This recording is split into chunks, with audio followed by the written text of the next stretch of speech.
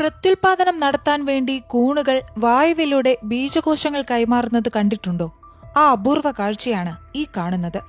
Kanjikode excise വകുപ്പിലെ preventive officer Faisal Rahman Meenvallam ഭാഗത്തുനിന്ന് പകർത്തിയ ദൃശ്യത്തിൽ ഓയിസ്റ്റർ മഷ്റൂം പ്രത്യുൽപാദനത്തിന്റെ ഭാഗമായി ബീജകോശങ്ങളെ നേരിയ പൊടി പറക്കുന്നതുപോലെ പുറത്തേക്ക് വിടുന്നത് കാണാം.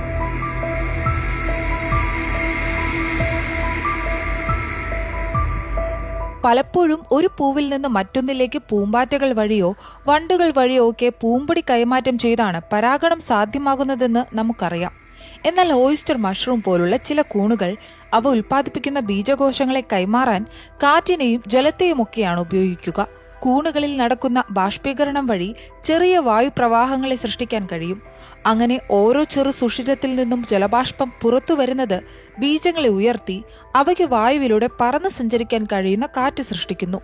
ആവശ്യത്തിന് ഈർപ്പവും ഭക്ഷണവുമുള്ള അനുയോജ്യമായ അന്തരീക്ഷമാണ് അപ്പോൾ ഉള്ളതെങ്കിൽ ഈ ബീജങ്ങൾ ദീർഘദൂരം സഞ്ചരിച്ച് പുതിയ കൂൺ ശൃംഖലകളിലേക്ക് പടരും. അങ്ങനെ അത് മുളച്ച് പുതിയ ഹൈഫകൾ വളരാൻ തുടങ്ങുകയും ഈ പ്രത്യുൽപാദന ചക്രം തുടരുകയും